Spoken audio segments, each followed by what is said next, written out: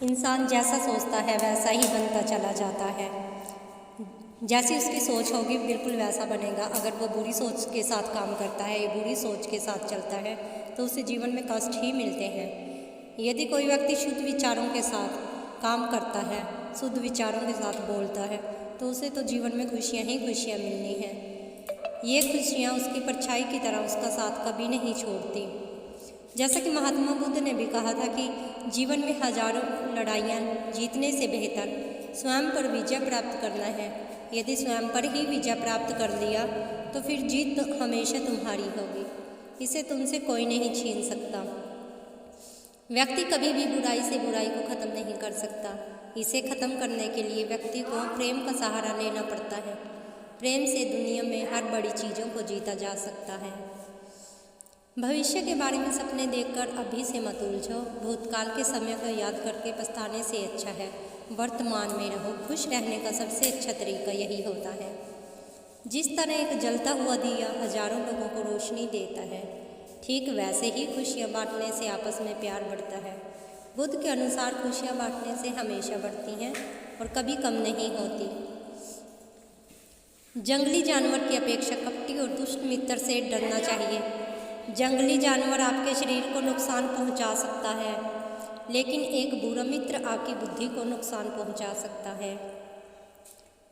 जीवन में 3 चीज़ें कभी भी छुपा कर नहीं रखी जा सकती, सूर्य, चंद्रमा और सत्य। आप इन तीनों को छुपा कर नहीं रख सकते। ऐसे ही मोटिवेशन विचारों के लिए हमें प्लीज़ लाइक, सब्सक्राइब और कमेंट करना ना भूलें। आज मैं आपको एक मोटिवेशन स्टोरी सुनाने जा रही हूँ। खुद ही कारण है। एक समय की बात है कि भगवान बुद्ध एक नगर में घूम रहे थे।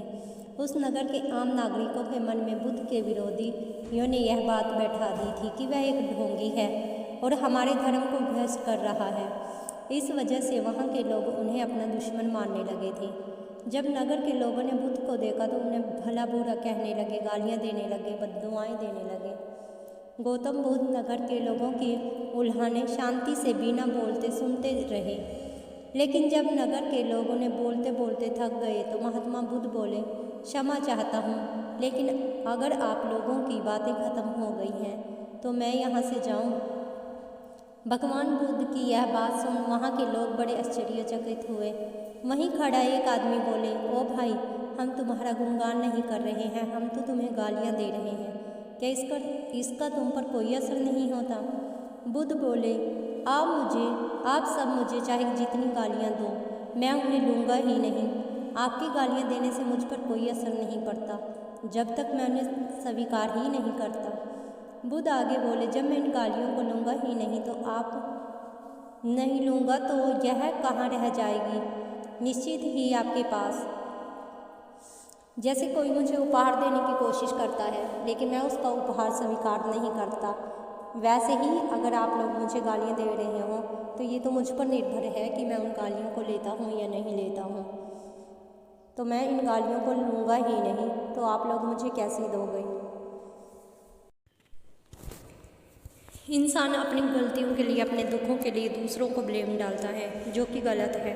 वो अपने दुखों का कारण खुद ही होता है और वो दूसरों के नाम लगा देता है। जैसा कि बुद्ध की इस मोटिवेशन स्टोरी ने बताया कि जैसे इंसान गालियाँ दे रहा है, अगर आप नहीं लेते हो तो वो आपको चाहे कितने भी गालियाँ देता रहे तो उस पर आपका कोई असर नहीं।